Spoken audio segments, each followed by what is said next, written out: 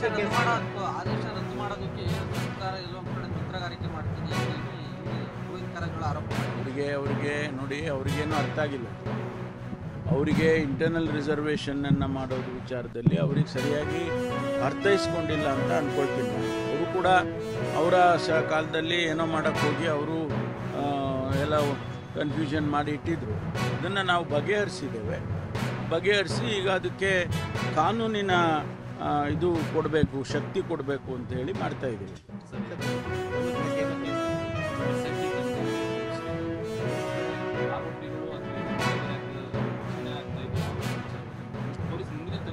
ಅಲ್ಲ, ನಾನು ಅದನ್ನಿನ್ನೂ ಸಂಪೂರ್ಣ ಆದೇಶ ಇದು ಆರ್ಡರ್ನ ನೋಡಿಲ್ಲ.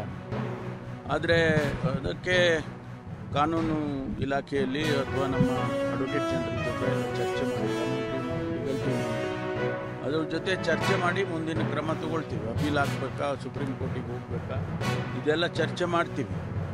ಚರ್ಚೆ ಮಾಡಿ ಆಮೇಲೆ ಮುಂದಿನ ಕ್ರಮ ಏನು ಮಾಡಬೇಕು ಅಂತ ಹೇಳಿ ನಿರ್ಧಾರ ಮಾಡ್ತೀವಿ. ಸರ್, ಇವತ್ತು ರಿಪೋರ್ಟ್ ಸಲ್ಲಿಕೆ ಆಗುತ್ತೆ ಇಲ್ಲ ಮಾಡ್ತೀವಿ ಅಂತ ಹೇಳಿದ್ದಾರೆ. ಒಂದೆರಡು ದಿವಸ ಈ ಕಡೆ ಆಗುತ್ತೆ, ಮಾಡ್ತೀವಿ. ಅದೆಲ್ಲ ಅವರು ರಿಪೋರ್ಟ್ನಲ್ಲಿ ಹೇಳ್ತಾರೆ. ಸರ್, ನಾವು ಮತ್ತೆ ಕೂಡ ಕೂಡ ಶಾಂತಿಘಾಟಲ್ಲೇ ನಮ್ಮ ಯಾರು ಮೀಟ್ ಮಾಡಿದ್ರು? ಇಲ್ಲಪ್ಪ, ನಾನು ಮೀಟ್ ಮಾಡಿಲ್ಲ. ಯಾವ ಶಾಂಗ್ರಿಲಾ ಹೋಟೆಲ್ಗೂ ಹೋಗಿಲ್ಲ. ನಾನು ಮೊನ್ನೆ ಶಾಂಗ್ರಿಲಾ ಹೋಟೆಲ್ಗೆ ಹೋಗಿದ್ದು ಇದು federation of international basketball association ಅವ್ರದ್ದು ಕಾರ್ಯಕ್ರಮ ಕರೆದಿದ್ರು, ಹೋಗಿದ್ದೆ. ಅದು ಬಿಟ್ಟರೆ ನನಗೆ ಯಾವ ಮಿಡ್ನೈಟ್ ಮೀಟಿಂಗು ಗೊತ್ತಿಲ್ಲ.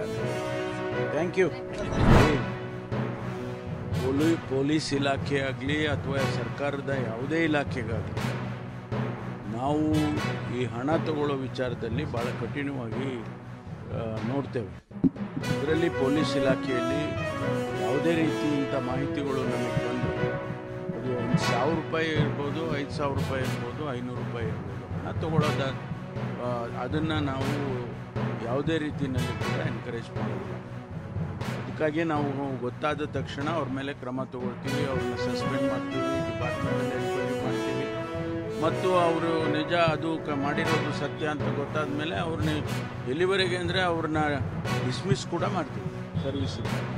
ಹಾಗಾಗಿ ಯಾವುದೇ ಅಂಥ ವಿಚಾರಗಳು ನಮ್ಮ ಇಲಾಖೆಯಲ್ಲಿ ಗಮನಕ್ಕೆ ಬಂದರೆ, ಹಿರಿಯ ಅಧಿಕಾರಿಗಳಿಗಾಗ್ಬೋದು, ನಮ್ಮ ಗಮನಕ್ಕಾಗ್ಬೋದು ಬಂದರೆ ಖಂಡಿತವಾಗಿ ಕಠಿಣ ತಗೊಳ್ತೀವಿ. ಇದನ್ನು ನಾನು ಸ್ಟ್ಯಾಂಡಿಂಗ್ ಇನ್ಸ್ಟ್ರಕ್ಷನ್ ನಾನೇ ಕೊಟ್ಟಿದ್ದೇನೆ.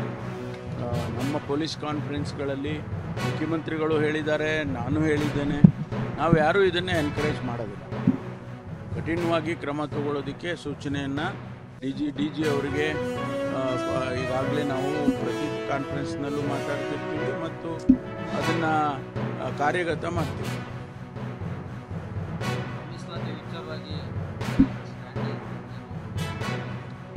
ಅಲ್ಲ, ಅದರಲ್ಲಿ ಏನು ಕನ್ಫ್ಯೂಷನ್ ಇಲ್ಲ. ಆರ್ಡಿನೆನ್ಸ್ ಮಾಡಬೇಕಾಗಿತ್ತು, ಏನು ನಾವು ತೀರ್ಮಾನ ತಗೊಂಡಿತ್ತು, ಕ್ಯಾಟಗರೈಸೇಷನ್ ಮಾಡಿ ABC ಅಂತ ಎಲ್ಲ ಮಾಡಿದ್ವಲ್ಲ, ಅದರಲ್ಲಿ ಅದಕ್ಕೆ ಆ ಒಂದು ಆರ್ಡಿನೆನ್ಸ್ ಹೊರಡಿಸ್ಬೇಕು ಅಂತ ಹೇಳಿದ್ರು. ಆ ನಿರ್ಧಾರ ಏನು ಸರ್ಕಾರ ಮಾಡಿದೆ ಅದನ್ನು ಆರ್ಡಿನೆನ್ಸ್ ಮೂಲಕ ಆನಂತರ ಆ್ಯಕ್ಟ್ ಮಾಡಬೇಕು ಅಂತ ಅದಕ್ಕೆ ನಾವು ಸಭೆ ಮೊನ್ನೆ ಮುಖ್ಯಮಂತ್ರಿಗಳು ಕರೆದಿದ್ದು. ಆ ಸಭೆಯಲ್ಲಿ ಆರ್ಡಿನೆನ್ಸ್